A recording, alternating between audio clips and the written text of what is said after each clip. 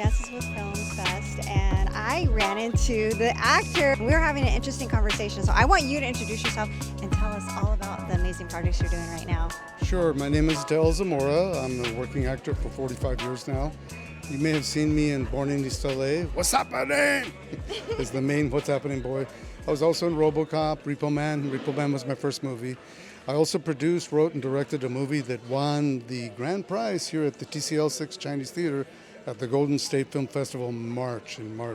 I'm also one of the lead actors too. It's called The Last Brown Beret. We do have a GoFundMe, so if you're interested in helping us, go check it out. I'm here for another show for Dances with Films, the festival, and the name of the show that I'm here is called People of the West. And it's a native show. I'm half Apache, half Chicano, and grew up in New Mexico. I'm half, so I have spent a lot of time with my Apache cousins. And this is a great show, People of the West. It's sort of a docudrama, reenactment show where they'll start talking about events and then you actually see the events being played out historically. And so they're showing episode 1 today, and I think it's going to do really well. Funded by the Pachanga Casino, so thank you, Pachanga. Ooh, I need to be sponsored by them. No, we were having such a good conversation off camera about, I was asking him, how's the acting industry? How's Hollywood? I do have friends that are actors, and I'm sure anyone that's watching this is familiar with how the industry seems to be struggling. And, he has a full episode on Matlock, which is a huge show. It's got Kathy Bates in it. He has his own episode. When is it debuting on TV? It already aired. It was in season 1, but it's in reruns. It's called The Johnson Case, and the episode pretty much centers around my character who was wrongly imprisoned and then released. And by the way, Kathy Bates is a sweetheart. Oh, good to know, because she was scary. And what was the name of that movie? Misery. Oh, God, that's the scene. And I told her when we were finished, a lot of times actors, when you're working with them, they don't want to talk about previous projects because they're focused on what they're doing right now. I made that mistake a couple times. Sorry, Nicolas Cage. So once we were done shooting my scenes with on Matlock, they said, okay, Del Zamora's a wrap, and everybody claps. It's a kind of a ritual. And she goes, are you done with us? For sure. She's from the South. Are you done for sure for everything? And I said, yes. And she goes, oh, you're so soulful. May I hug you? And I was like, oh, a hug from Kathy Bates? Yes, I'll take that. So we hugged, and then I said, Kathy, I didn't want to bring this up because we were working, but my Misery bingo card is full because I work with James Caan in Las Vegas. And we talked about you, and he said, you're crazy, effing great. I censored it, and she laughed. So it's nice when you meet people like that, and they're legends, and they're great actors, and they've touched people's lives, and they're nice people. Definitely. It's hard to surmise when you reach that level of success. She's a legend. She's been in the Hollywood industry for probably, I don't even know how long. 40-something years. Yeah. But can you tell us a little bit more about your Last Brown Beret project too? Sure. Last Brown Berets, people may not know who the Brown Berets are. They're the Chicano version of the Black Panthers, though they don't like to be called that. But they were there at the same time, along with the American Indian movement. And there was a reason why those groups were founded during the same year. And our movie answers that. Basically, it was tracking. They were convinced that black students and Latino students and Native students were subpar. And so they created a program called Tracking, which they would discourage any of those groups of taking any prep courses to go to college. Because you're not going to college, as if we're kind of dumb, And that was in their mindset, because that's how they behaved in the 60s. I was there. They just all thought we were dumb. So they said, we got to do something because they're going to end up being criminals and druggies and pimps. And so they would counsel the boys to take auto shop, metal shop, wood shop, and the girls home ec. And they would tell them, you're going to be cooking and cleaning and sewing for a living. Of course, a lot of Chicanos are like, I am not. And, and then the boys, the trades, trained but not educated. But here's the two things that are really bad about that and wrong. First off, our taxes pay for the university. So UCLA is paid by everybody. Everybody pays taxes for UCLA, Cal State LA. The private schools, USC, no. But Georgia Tech, Georgia State, any of those, it's paid by everybody. They're not allowing us in, and you can look at the student rolls, because I went to UCLA in a full academic scholarship later. because of these movements, and I went and looked at the student rolls, and we weren't there. And there was excellent students. Even if you had the money and if you had the grades, the last name, they would not accept you, and you had to send a photo, and that's how they would keep the black people out, with the photo, right? So you can look at it. So here's the worst part. So we're paying for the schools that they don't let us in, and then the Vietnam War is on. And if you don't go to college, you get drafted. So they're making sure the boys don't go to college, and then they get drafted. They did this to American Indian men, to Latinos, Puerto Ricans too, and Chicanos. They did it to blacks, okay? So what happened is that's why those groups founded in the same year, because that program started, and they identified it right away, and they said they're setting up our boys to go die for a war that nobody wants anyway. So we explained that in our movie, because a lot isn't explained. Those are in the flashbacks. It's based on a play that toured the country, played the Smithsonian Institute, Yale, Notre Dame, UCLA, USC, but it also played Juvenile Hall in East LA and the Fifth Ward in Houston. It has a really wide range. It was called The Last Angry Brown Hat then. Now it's called The Last Brown Beret. I was in the original cast. Unfortunately, there was battles for the movie rights, which I won.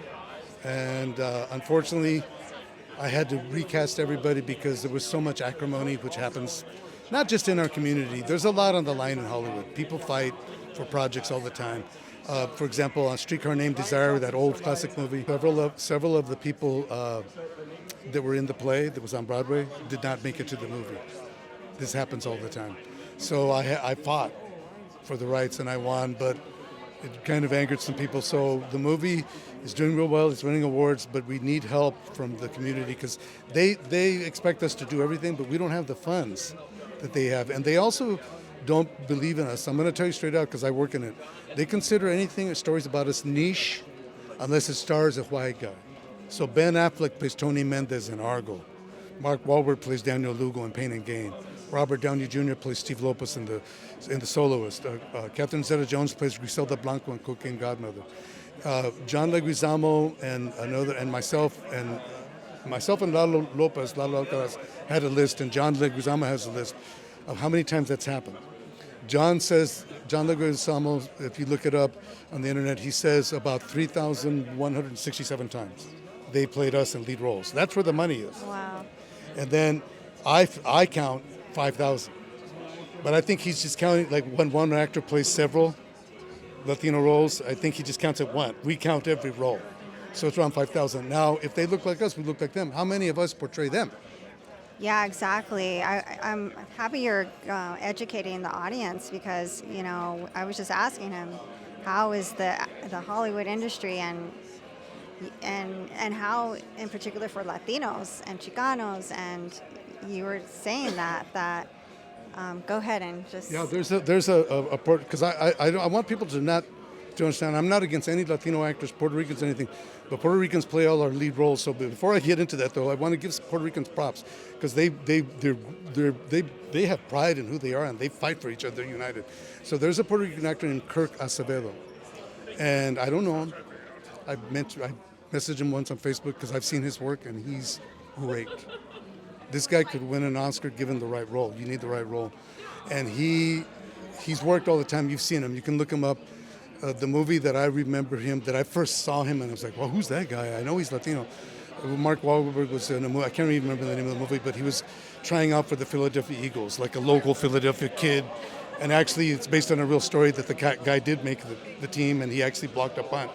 And one of his friends at the bar where they co-owned, the family owned, was, "You're never going to make it."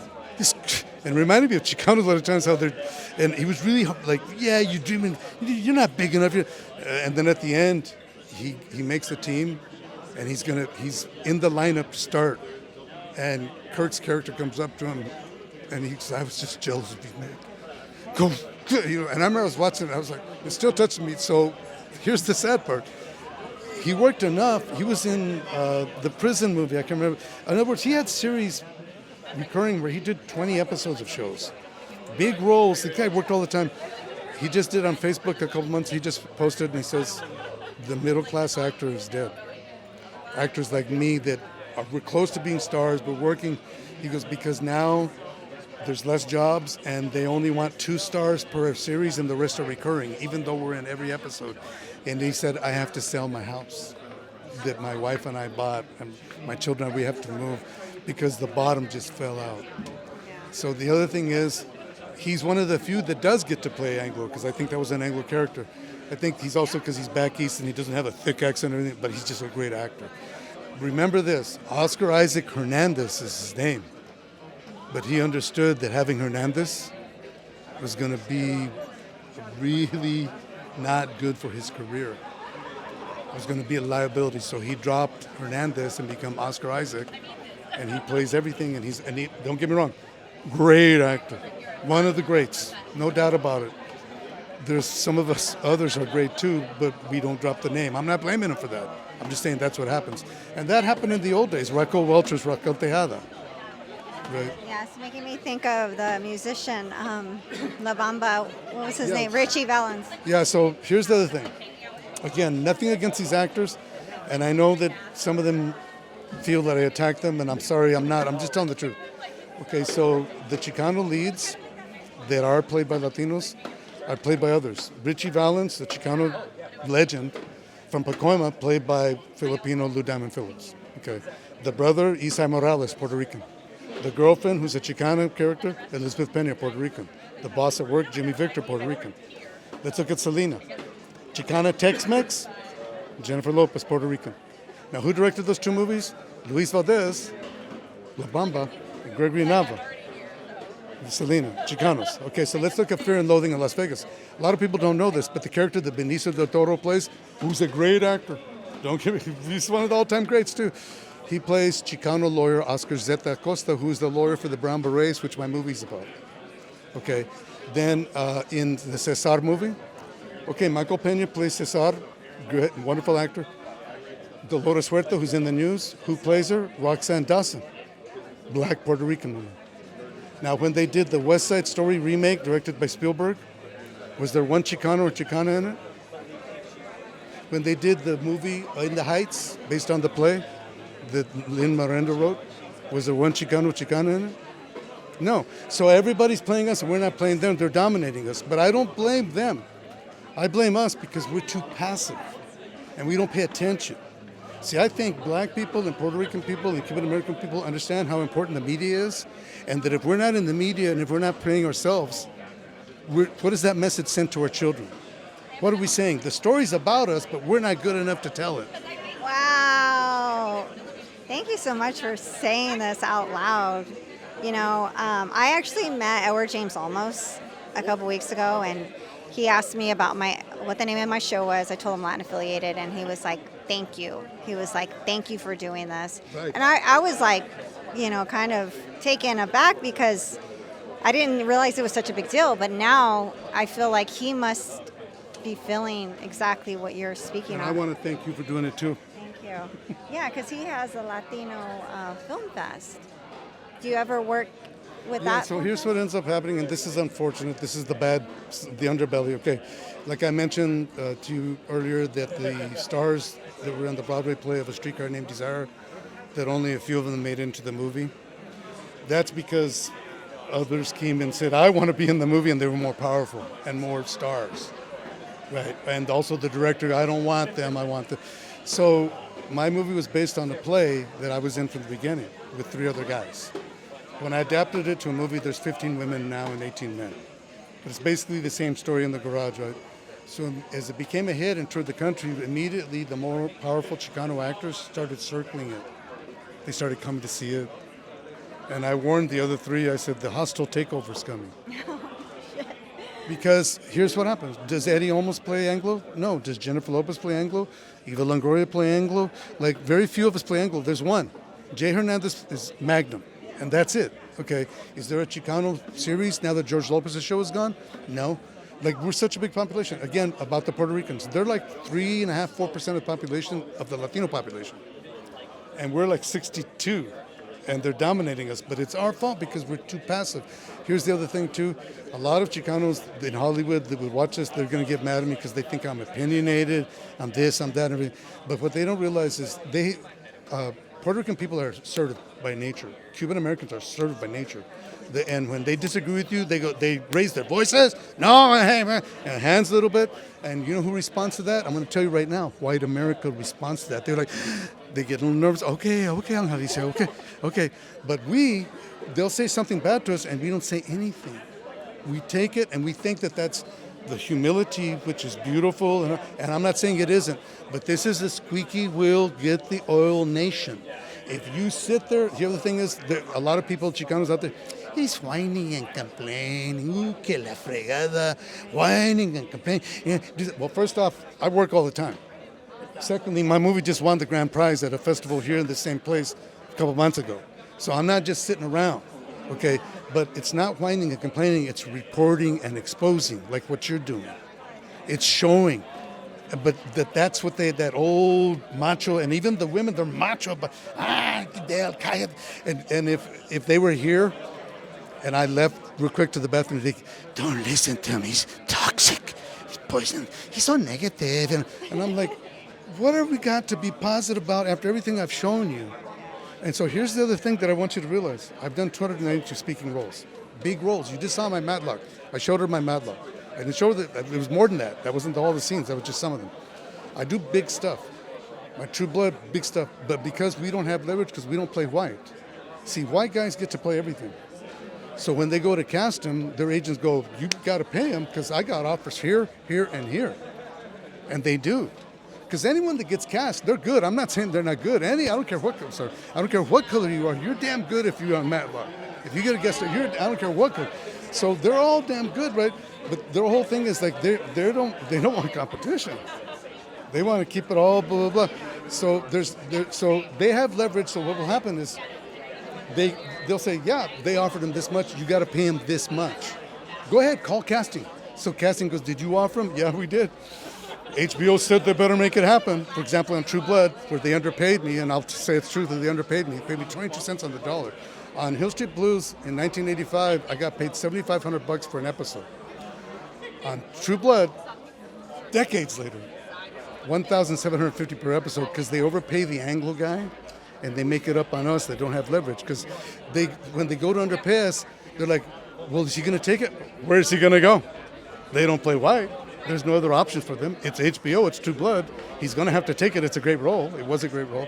So an actor like me and other actors, and I have a pension. I have 26 years pension, so I'm considered a winner. And I work more than everybody, most Chicanos, right? But I'm not the lead. In my movie, I'm one of the leads, so hopefully we break that cycle with the other leads too, the women, the Chicanas and the Chicanos, and they can become leads. I showed they could in Carrie movie.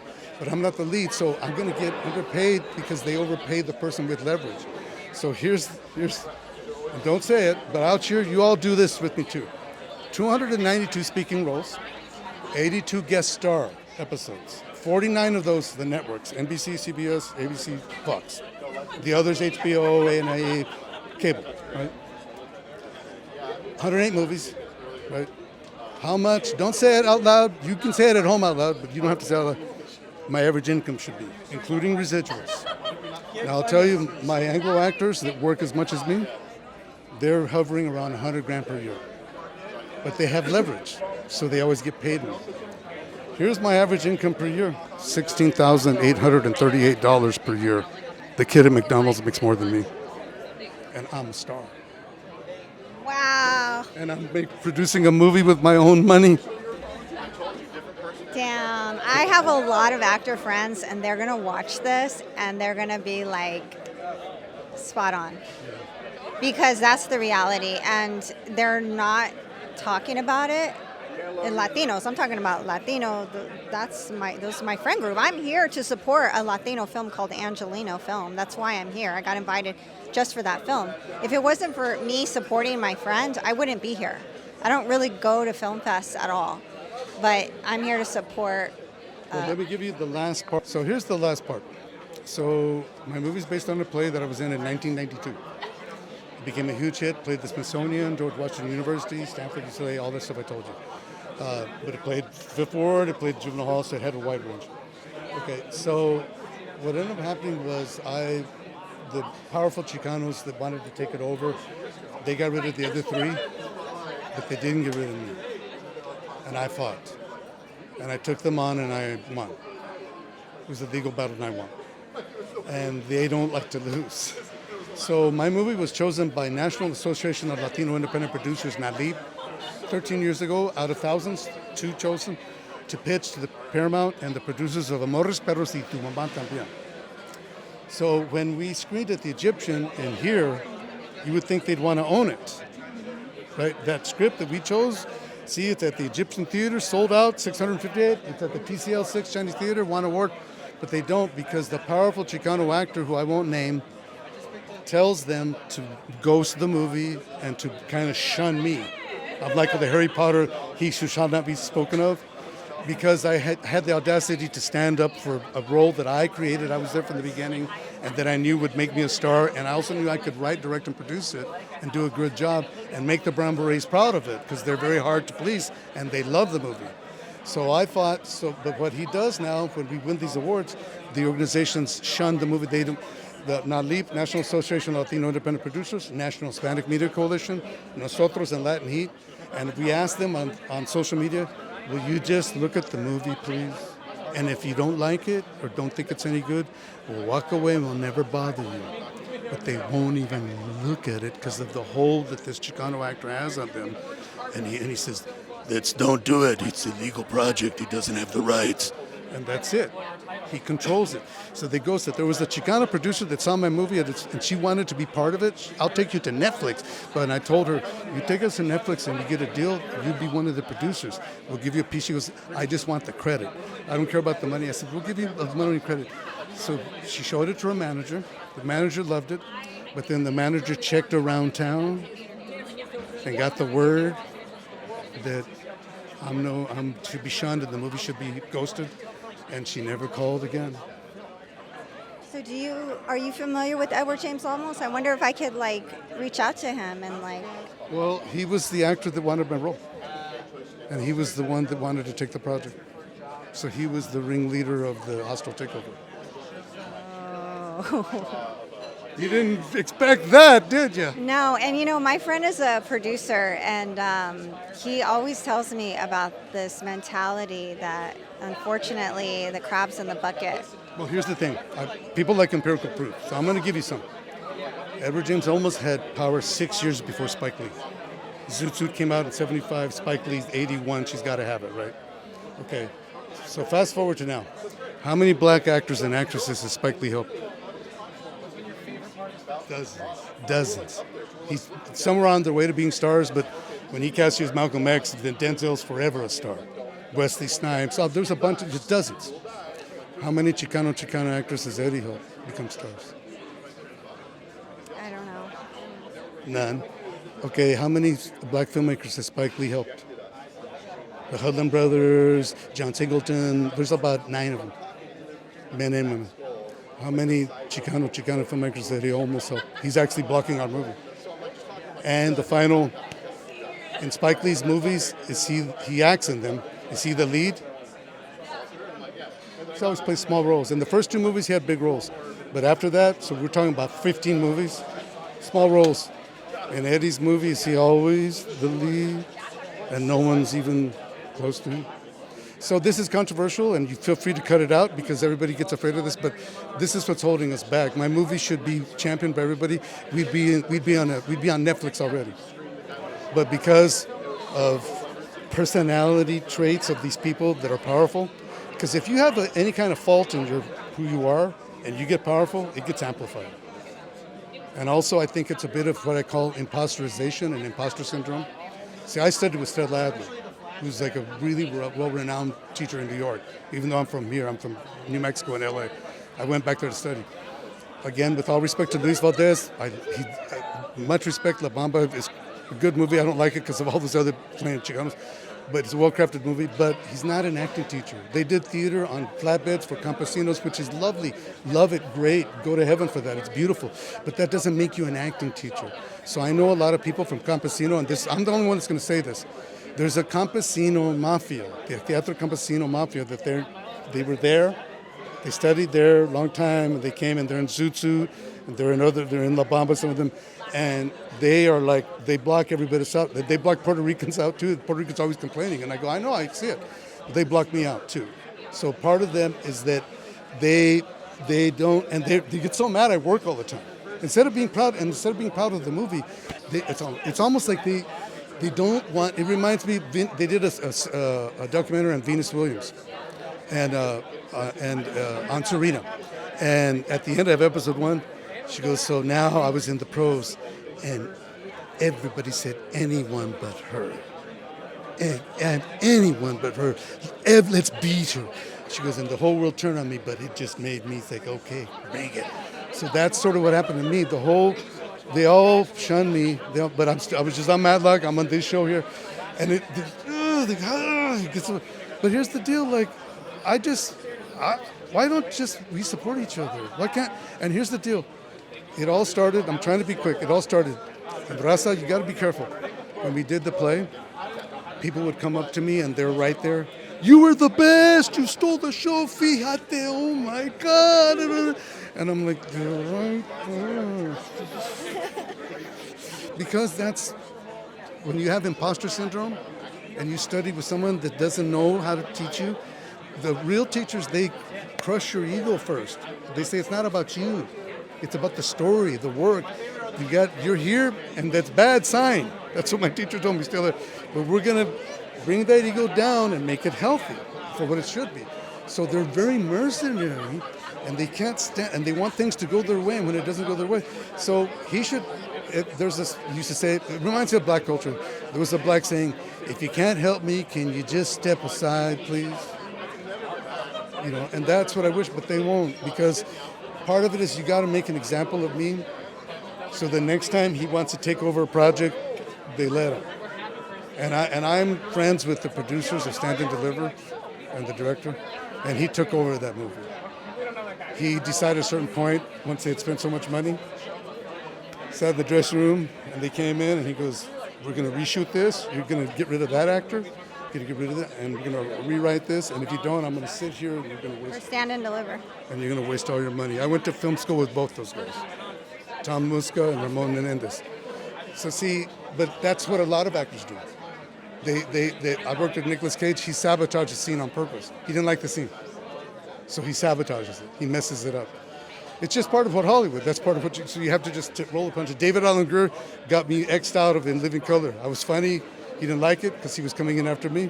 So you were in New York? Was that in New York? In Living Color was here. Oh, okay. Yeah. And so I had a little part because I had written this article in the LA Times. They were going to cast Laura San Giacomo as Frida Kahlo with Luis Valdez directing.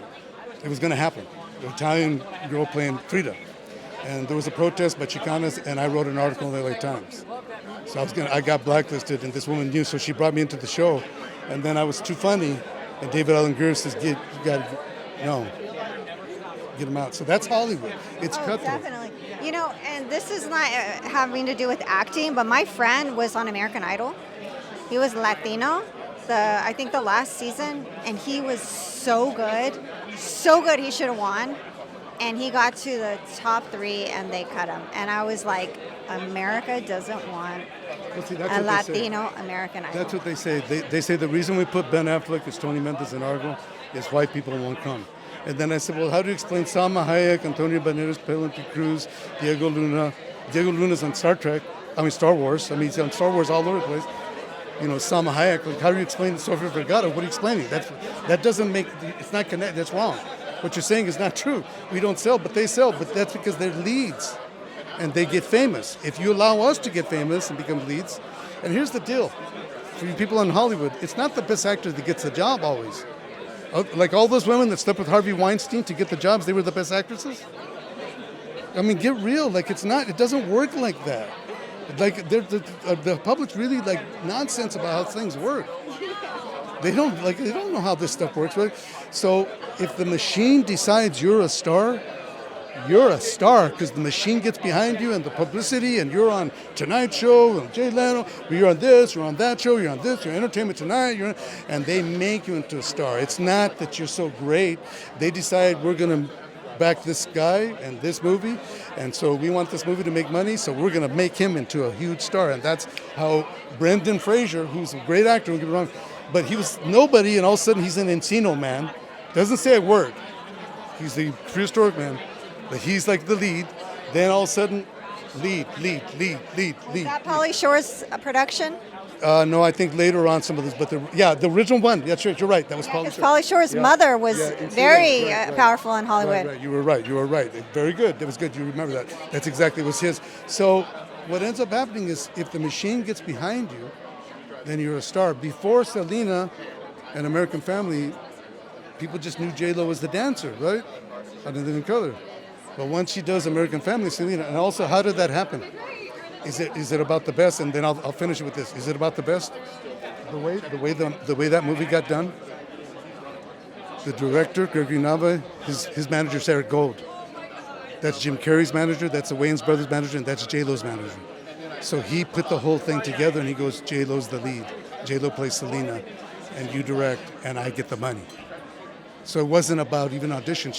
And what got me mad, and I told Gregory off, is they went throughout the Southwest auditioning actresses like they had a chance and it was a done deal. It was J-Lo because the manager got the money and he's also the director's manager, Eric Gold.